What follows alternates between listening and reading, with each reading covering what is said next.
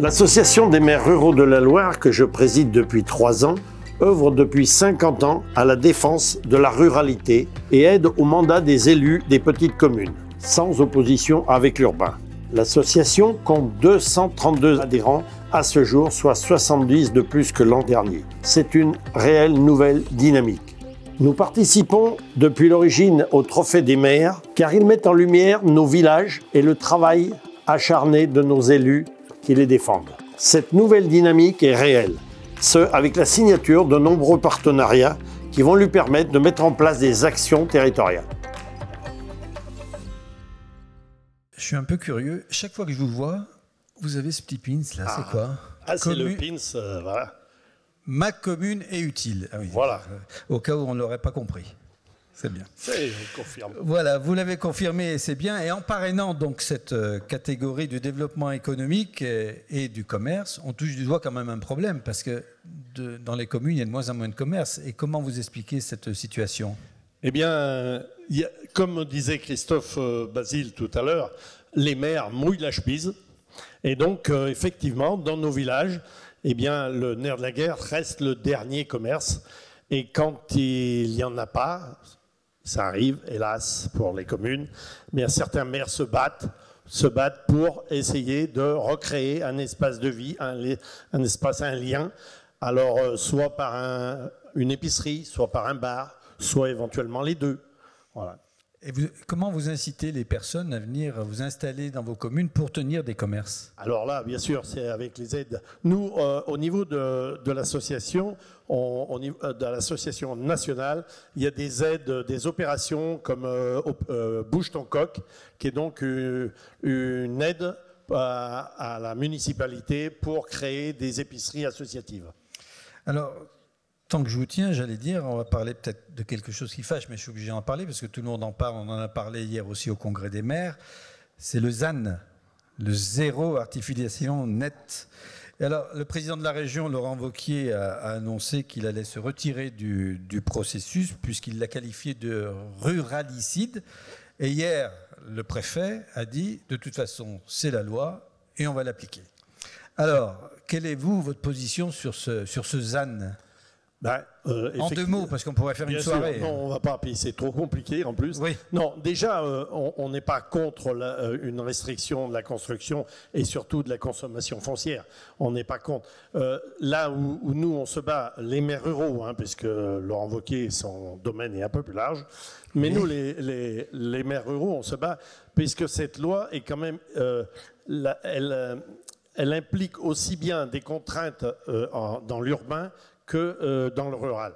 Et au niveau de la ruralité, on n'a pas les mêmes problématiques, on n'a pas comment dirais-je, d'usines en friche qu'on pourrait se permettre de raser pour refaire de la construction. Voilà, c'est ça, surtout ça. Donc on est encore dans ce domaine-là où on parle d'une loi ruralicide, c'est le terme qu'il a employé.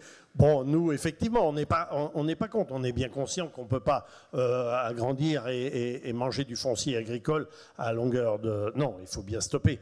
Mais il n'y a pas que la ruralité qui mange du foncier. De toute façon, on aura le temps d'en parler, parce que je crois que l'échéance, c'est 2050. Oui.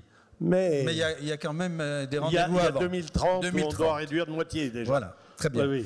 Bon, écoutez, merci en tout cas. Et on peut peut-être rappeler aussi que votre assemblée générale annuelle va se dérouler le 13 décembre à Montbrison. Tout se passe à Montbrison, en fait. C'est la capitale du département. Voilà. Et donc, cette assemblée générale se passera avec votre président national. Voilà. Et donc, on aura la chance et l'honneur de recevoir le président de la MRF nationale. Très bien. Eh bien, regardons qui va recevoir ce nouveau trophée du développement économique. Dans la catégorie développement économique et du commerce, le lauréat est vivant. J'appelle donc le maire, Monsieur Guy Lafay, à nous rejoindre. Monsieur le maire, bonsoir.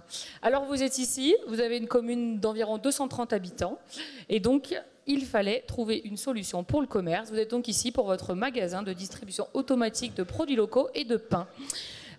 Donc aujourd'hui, des producteurs fermiers et un boulanger se relayent pour approvisionner les 180 casiers de ce magasin assez atypique.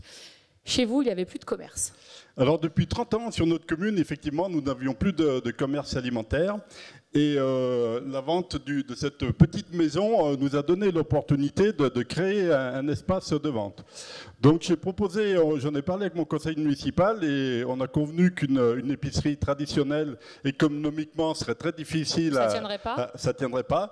Donc on a eu cette idée d'équiper ce magasin avec des casiers de distribution. Donc on avait vu cette idée d'un autre département. Vous avez pris ça où alors? Alors on a pris ça dans l'Indre-et-Loire. Je suis allé voir sur internet pour trouver une idée justement pour faire un commerce de vente. Et on a trouvé cette commune qui avait fait la même chose que nous. C'était une petite commune? Une petite commune de la même taille que nous, puisqu'on a 230 habitants sur la commune. C'est vraiment très petit. Et du coup, je remercie le conseil municipal qui m'a suivi dans cette idée, parce que c'était pas un pari gagné d'avance. Et aussi, bien sûr, les producteurs locaux qui ont accepté de venir dans notre projet pour remplir les casiers de distribution. Alors ça répond du coup à la demande des habitants et puis vous avez aussi des gîtes, c'est ça sur la commune? Il y avait une demande un peu touristique aussi? Oui, tout à fait. Donc c'est vrai que c'est pas une épicerie traditionnelle parce qu'on va pas trouver du sel, du poivre et tout ce qu'on peut trouver dans une épicerie, mais on trouve quand même un panel de produits locaux intéressants avec des produits laitiers, de la charcuterie, du miel, des confitures, etc. Avec un équilibre pour pas qu'on retrouve la même chose. Tout à fait, oui, avec des producteurs qui sont vraiment complémentaires dans leurs produits, qui s'entendent bien ensemble pour approvisionner le magasin. Aujourd'hui, combien de producteurs sont lancés dans l'aventure et comment ça fonctionne avec eux? C'est eux qui approvisionnent? Alors donc on a une dizaine de producteurs aussi qui sont lancés, on en a 2 qui sont ici. Donc ils sont regroupés au sein d'un GIE.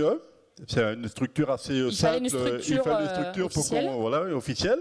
Donc on leur a mis, on a réalisé l'ensemble de l'investissement et donc on leur met le magasin avec les casiers et puis une partie de stockage aussi.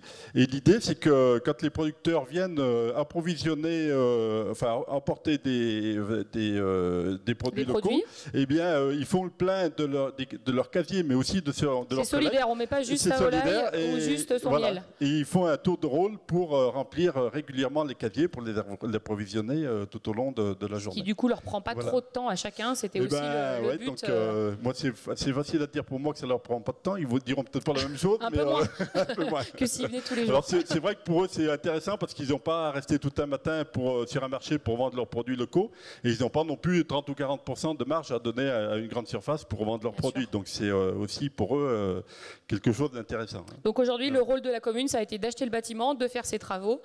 Et donc maintenant les gens peuvent en profiter. Et le recul, là vous avez démarré donc en avril, c'est plutôt bien.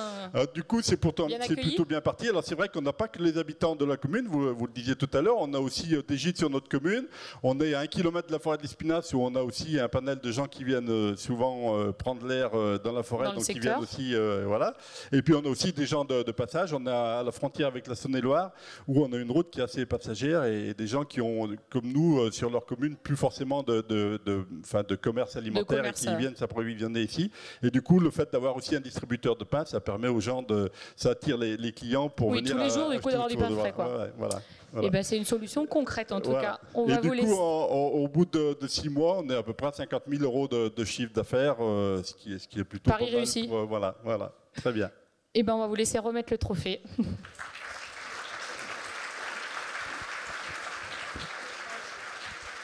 Et faire la photo souvenir, évidemment.